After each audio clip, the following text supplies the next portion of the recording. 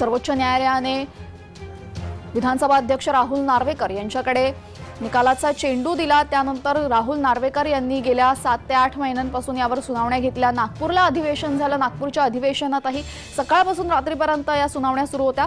आताची सर्वात मोठी बातमी निकालासंदर्भातली, कुठल्या गटाचे आमदार अपात्र ठरणार अवघ्या काही वेळातच समजणार आहे।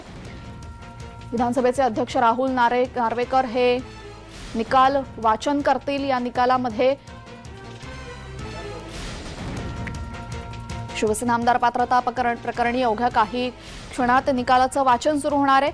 विधानसभेचे अध्यक्ष राहुल नार्वेकर या निकालाचं वाचन करतील। दरम्यान आता नक्की कोणत्या गटाचे आमदार अपात्र ठरणार हे पाहणं महत्त्वाचं ठरेल। आपल्यासोबत आमचे प्रतिनिधी शुभम उमाळे जोडले गेलेले आहेत। शुभम, काय परिस्थिती आहे? 4 वाजून गेलेले, 4 वाजता निकालाचं वाचन होणार होतं, काय सांगाल? अगदी बरोबर तेजल, बघायला गेलं तर 4 वाजता जे आहे ती वेळ देण्यात आलेली होती सर्वांसाठी ते उपस्थित राहण्याची। 4:30 वाजता जे आहे निकालाचं वाचन जे आहे ते सुरू होणार आहे।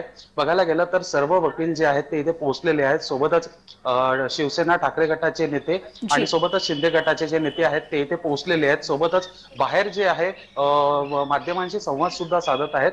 एकूणच बघायला गेलं तर अवघे काही मिनिटं राहिले आहेत। अगदी 4 ते 5 मिनिटात जे नार्वेकर त्यांच्या दालनातून बाहेर येणार आहेत आणि जिथे ही निकाल सुनावणी होणार आहे त्या ठिकाणी हे जाणार आहेत। आणि बघायला गेलं तर ठळक मुद्दे जे आहेत ते पहिले सादर करण्यात येणार आहेत आणि सोबतच 1200 पानांचं जे आहे हे निकाल पत्र असणार आहे। तेजल, यावेळेस नक्की कोणकोणते आमदार विधान भवनात पोहोचलेले आहेत, काय सांगाल तपशील? बघायला गेलं तर भरत गोगावले जे आहेत ते इथे पोहोचलेले आहेत। सोबतच सुनील प्रभू पाऊण तास आधीच इथे आलेले आहेत। असे सर्व नेते जे आहेत ते इथे पोहोचलेले आपल्याला पाहायला मिळत आहेत। तेजल, बघायला गेलं तर देशाला कुठेतरी एक नवीन दिशा देणारा हा निकाल असणार आहे। सोबतच हे प्रकरण कुठल्याही अन्य राज्यामध्ये झालं तर त्याच्यामध्ये काय पडसाद होऊ शकतात आणि कुठल्या प्रकारे अनुमान लावू शकतो, हा एक असा ऐतिहासिक निकाल महाराष्ट्र चे अध्यक्ष जे आहेत राहुल नार्वेकर त्यांच्याकडनं देण्यात येणार आहे। यावेळेस शिंदे गटाकडनं वारंवार असं सांगण्यात येत होतं की घटनेच्या चौकटीत राहूनच हा निकाल दिला जाईल आणि विरोधकांकडनं सांगण्यात येतं की ही मॅच फिक्सिंग आहे। तर तुम्ही मला सांगा की नक्की आता तिथे उद्धव गटाचे कोणते नेते उपस्थित आहेत हा निकाल ऐकण्यासाठी? नेमकं बघायला गेलं तर सर्वात महत्वाचं नाव आहे सुनील प्रभू जे आहेत, हेच मी नाव तुम्हाला सांगू इच्छितील। आणि सोबतच मॅच फिक्सिंग आहे आणि कुठेतरी सकाळी संजय राऊत यांची पत्रकार परिषद झाली, त्यांनी भुवळा उंचवण्यासारखे जे आहे वक्तव्य त्यांनी केलं होतं आणि सोबतच त्या वक्तव्यांचा काय इम्पॅक्ट पडतो या गोष्टींवर हे अवघ्या काही मिनिटात काही तासांमध्ये स्पष्ट होणार आहे। तेजल, बघायला गेलं तर इतके वर्षांपासून 1.5 वर्षांपासून प्रलंबित होतं हे प्रकरण आणि आज याचा कुठेतरी शेवट होणार आहे आणि एक नवीन दिशा येणार आहे। समजा चर्चा बघायला गेली तर ती अशी होत आहे की आमदार अपात्र कदाचित होणार नाही, पण शिंदे गटाकडे पूर्ण जो शिवसेना पक्ष आहे तो जाण्याची शक्यता आहे असं सूत्रांकडनं कळत आहे। आणि सोबतच त्यानंतर सर्वोच्च न्यायालयाकडे धाव जी आहे ती घेण्यात येणार आहे। म्हणजे प्रकरण शिंदे गटाच्या बाजूने लागो की उद्धव ठाकरे यांच्या गटाने लागो, सुप्रीम कोर्टामध्ये जी दावा आहे ती होणार आहे। आजचा निर्णय म्हणजे या प्रकरणाचा शेवट असेल की नाही हा एक प्रश्न आजचा हा निकाल नक्की कसा लागणार आहे आपण प्रेक्षकांना सांगूयात आणि पुन्हा एकदा आपण चर्चेसाठी येऊयात। शिंदे आणि उद्धव गटाकडून आतापर्यंत 34 याचिका दाखल करण्यात आलेल्या आहेत। याचिकांची विभागणी 6 गटात करण्यात आलेली आहे। या 6 गटांचे स्वतंत्र निकाल वाचन होणार आहे। निकाल साधारण 1200 पानांचा असेल। याचिकेच्या प्रत्येक गटाचा निकाल 200 पानांहून अधिक आहे।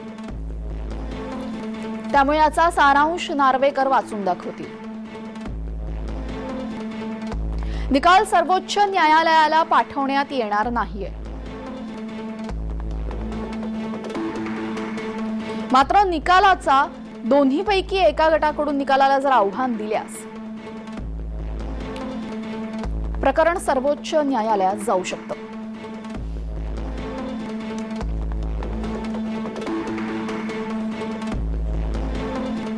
कोण पात्र कोण अपात्र या संदर्भात आजचा निकाल आहे। यावेळेस या निकालाची या याचिकांची 6 गटात विभागणी करण्यात आलेली आहे। या 6 गटाचे स्वतंत्र निकाल वाचन होणार आहे। निकाल साधारण 1200 पानांचा असेल। याचिकेच्या प्रत्येक गटाचा निकाल 200 पानांहून अधिक असेल. त्यामुळे याचा सारांश नार्वेकर वाचून दाखवतील. निकाल सर्वोच्च न्यायालयात पाठवण्यात येणार नाही. मात्र जर निकालाला दोन्हीपैकी एका गटाकडून जर आव्हान दिलं तर प्रकरण सर्वोच्च न्यायालयात जाईल.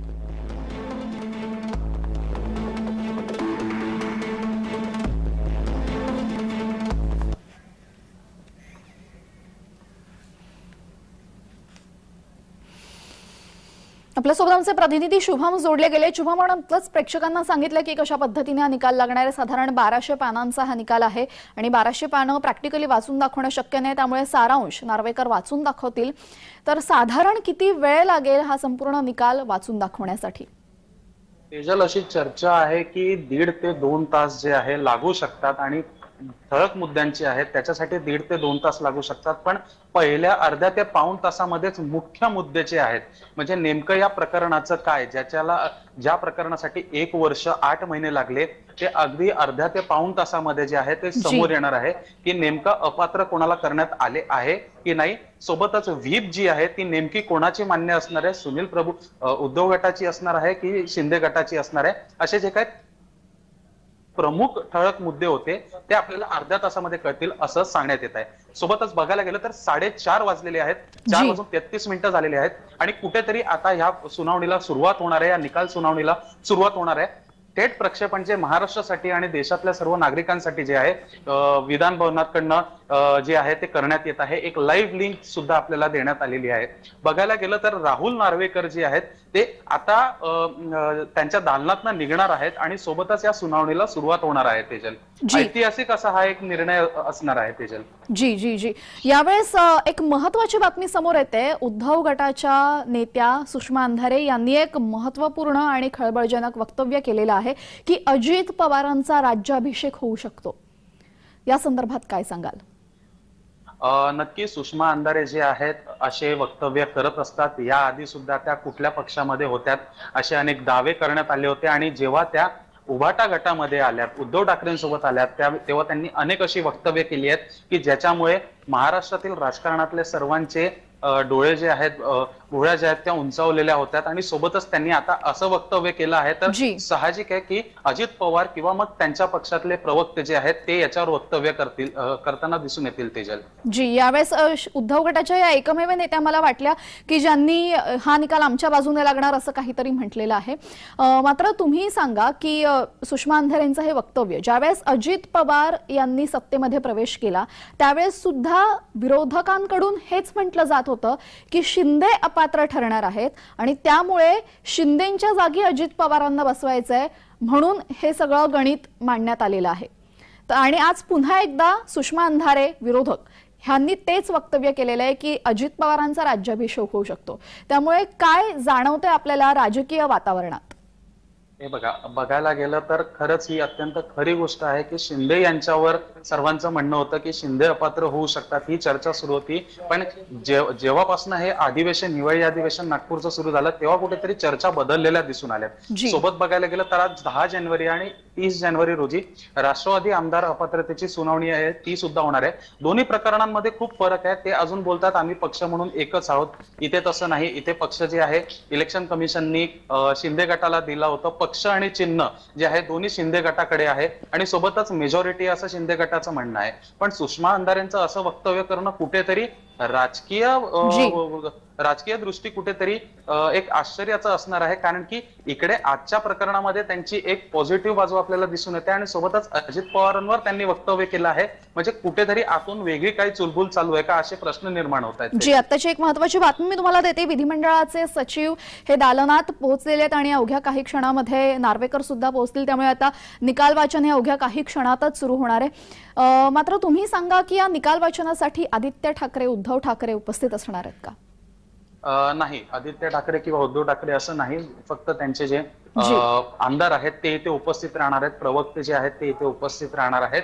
आदित्य किंवा उद्धव इथे येणार नसून आणि सोबतच आदित्य ठाकरे जे आहेत ते आपल्या दौऱ्यावर आहेत आणि उद्धव ठाकरे आणि संजय राऊत यांची भेट जी आहे आताच काही वेळ आधी मातोश्रीवर सुद्धा झाली होती.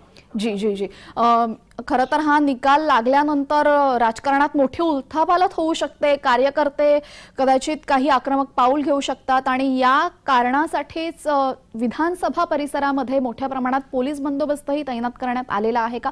पोलिसांकडून ती सुरक्षितता घेण्यात आलेली आहे का? अगदी बरोबर तेजल, खूप महत्वाचा मुद्दा आहे. कायदा सुव्यवस्थेचा जो प्रश्न आहे तो निर्माण होऊ शकतो आणि याच अनुषंगाने काल मुख्यमंत्री आणि दोन्ही उपमुख्यमंत्र्यांची भेट झाली होती. मी थोडासा माझा कॅमेरा वळवतो आणि दाखवतो खूप मोठ्या प्रमाणात जे आहे पोलीस बंदोबस्त या ठिकाणी तैनात आहे.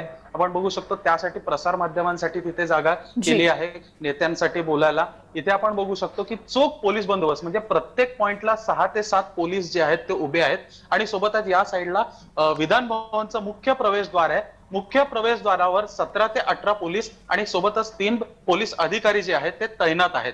इकडे पार्किंगची बाजू आहे, पार्किंगच्या बाजूला सुद्धा आपण जे काळे गाड्या म्हणतो पोलिसांच्या, त्या सुद्धा तिथे उभ्या आहेत.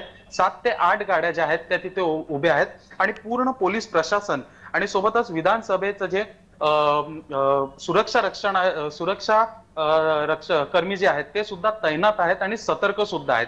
या ठिकाणी काही गोंधळ होणार की नाही असा प्रश्न तर आहेच, पण सोबतच मुंबईमधील इतर भागांमध्ये सुद्धा आज पोलीस बंदोबस्त वाढवण्यात आलेला आहे. शिवालय असेल किंवा मग बाळासाहेब भवन असेल आणि सोबतच मंत्रालय परिसरामध्ये सुद्धा मोठा पोलीस बंदोबस्त जो आहे तो दुपारी 2:30 नंतर जो आहे तो वाढवण्यात आलेला आहे. तेजल, जी जी जी यावेळेस आपण बघू शकतो मोठ्या प्रमाणात पोलीस बंदोबस्त आपण इकडे तैनात केला, मोठ्या प्रमाणात प्रशासनाने पोलीस बंदोबस्त तैनात केलेला आहे आणि आता अवघ्या काही क्षणात निकालाचं वाचन होणार आहे. या निकालाचे राजकीय दृष्ट्या सुद्धा मोठे परिणाम होऊ शकतात आणि त्याच पद्धतीने आपण जसं सांगितलं फक्त विधान भवन परिसरातच नाही तर उद्धव ठाकरे यांच्या मातोश्री या निवासस्थानी म्हणा किंवा ठाण्यामध्ये म्हणा किंवा दादरमध्ये म्हणा अशाच पद्धतीचे मोठे पडसाद हे उमटले जाऊ शकतात. तर हा निकाल एकूणच आपण त्या वातावरणात आहात, विधानसभेच्या परिसरात आहात, तिथल्या लोकांना नक्की काय वाटतंय, त्यांच्या भावना काय आहेत या निकालासंदर्भातल्या? महत्वाची अपडेट येत आहे तेजल आपल्याला, ती म्हणजे अशी की 4:39 झालेले आहेत, 9 मिनिटं झालेले आहेत. अजून विधानसभा अध्यक्ष राहुल नार्वेकर जे आहेत ते त्यांच्या दालनामध्येच आहेत. ते दालनामधनं त्यांच्या अजून बाहेर जिथे सुनावणी किंवा हे होणार आहे तिथे अजून आलेले नाहीयेत आणि सोबतच अवघ्या महाराष्ट्राचं आणि संपूर्ण देशातील राजकारणी लोकांचं जे आहे लक्ष लागलेलं आहे आणि 10 मिनिटं जे आहे तो उशीर झालेला आपल्याला पाहायला मिळतंय या सुनावणीसाठी. कुठेतरी ऑलरेडी 1 महिना 1 वर्ष 8 महिने जे आहे उशीर झालाच होता आणि अजून 10 मिनिटं आता उशीर झालेला आपल्याला पाहायला मिळतंय. महाराष्ट्र विधान भवनचे जे स्पीकर आहेत राहुल नार्वेकर ते अजून आलेले नाहीयेत, दाखल झालेले नाहीयेत सुनावणीसाठी. एक महत्वाची अपडेट जी आहे ती आपल्याला आतनं मिळत आहे तेजल. सोबतच बघायला गेलं तर इथे अन्य जे लोक आहेत, कार्यकर्ते जे आहेत ते शासकीयच असल्याचं सांगण्यात येत आहे. कुठलेही पक्षाचे लोक या परिसरामध्ये येण्यास नकार होता पोलिसांकडनं, मज्जाव त्यांच्यासाठी करण्यात आला होता. तेजल जी शुभम, आपण एक छोटासा तपशील बघूयात, नक्की कोणत्या मुद्द्यांवर हा निकाल ठरणार आहे ते मुद्दे आपण प्रेक्षकांना सांगूयात.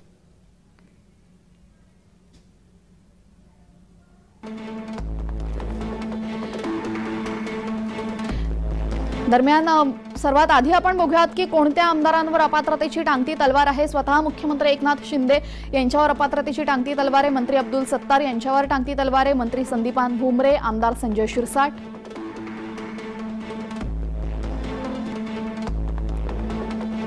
मंत्री तानाजी सावंत, आमदार यामिनी जाधव,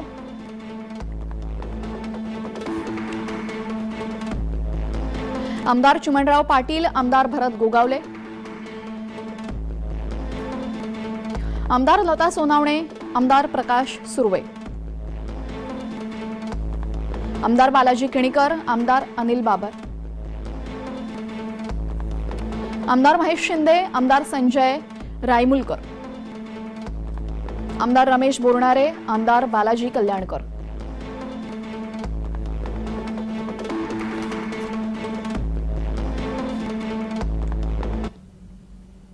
आपण पुन्हा एकदा आमचे प्रतिनिधी शुभम यांच्याशी जोडले गेलेले आहोत. शुभम, आपण बघितलं की 16 आमदार आहेत शिंदे गटाचे ज्यांच्यावर अपात्रतेची टांगती तलवार आहे आणि 14 आमदार आहेत उद्धव गटाचे ज्यांच्यावर अपात्रतेची टांगती तलवार आहे.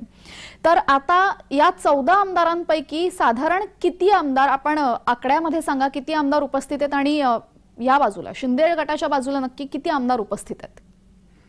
बघायला गेलं तर या 14 मधनं त्या 16 मधनं असं सांगता नाही येणार, पण एकूण 7-7, 8-8 आणि 10-10 अशा पद्धतीने आमदार जे आहेत ते तिथे उपस्थित आहेत. एकूणच यादी अशी कोणती जी आहे ती बाहेर आलेली नाहीये, कारण की काही लोक जसं की नार्वेकर सुद्धा आतमध्ये कधी गेले त्याचं काही जणांकडे उत्तर नाहीये. पण आता एक जी अपडेट आपण मगाशी सुद्धा सांगितली की नार्वेकर अजून त्यांच्या दालनामध्येच आहेत आणि सर्व वकील म्हणजे मेल पाठवण्यात आला होता सर्व वकिलांना की तुम्ही जे आहे उपस्थित राहायचं आहे विधान भवन मध्ये. जे वकील इतके दिवसांपासून सुनावणीमध्ये होते, सोबतच नागपूरला सुद्धा अधिवेशनामध्ये सुनावणी झाली तेव्हा सुद्धा होते, त्यांना मेल करण्यात आला होता. आणि सोबतच आमदारांना सुद्धा ज्या ज्या आमदारांची साक्ष नोंदवण्यात गेली होती त्यांना सुद्धा निरोप होता आणि कुठेतरी एक काम म्हणून आणि सोबतच आपल्या पक्षाची किंवा आपल्या पक्षाच्या नेत्याची जबाबदारी म्हणून सुद्धा ते इथे दाखल झालेले आपल्याला पाहायला मिळतात. 4:15च्या आधीच जे आहेत सर्व इथे दाखल झालेले आहेत. आपण आता बघू शकतो की आता 4:45 झालेले, 4:42 झालेले आहेत. मात्र अजूनही नार्वेकर विधान भवनात गेलेले नाहीत आणि एक साधारण 15 मिनिटाचा तर उशीर आधीच झालेला आहे.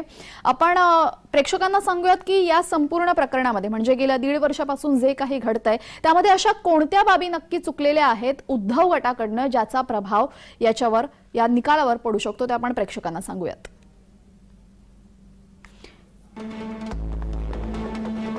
सुनील प्रभू यांची साक्ष यातला कळीचा मुद्दा ठरू शकते. विधान भवनात अधिकारी आणि वरिष्ठ वकील उपस्थित आहेत. पक्षादेशावर खोट्या सह्या, मुदत संपूनही उद्धव पदावर, हे 3 मुद्दे उद्धव गटाकडनं कळीचे ठरू शकतात. सुनील प्रभू यांची साक्ष, सुनील प्रभू यांनी या संपूर्ण प्रकरणासंदर्भात जी साक्ष दिलेली ती साक्ष. दुसरा महत्त्वाचा मुद्दा असेल पक्षादेशावर खोट्या सह्या आणि तिसरा मुद्दा असेल मुदत संपूनही उद्धव पदावरच होते.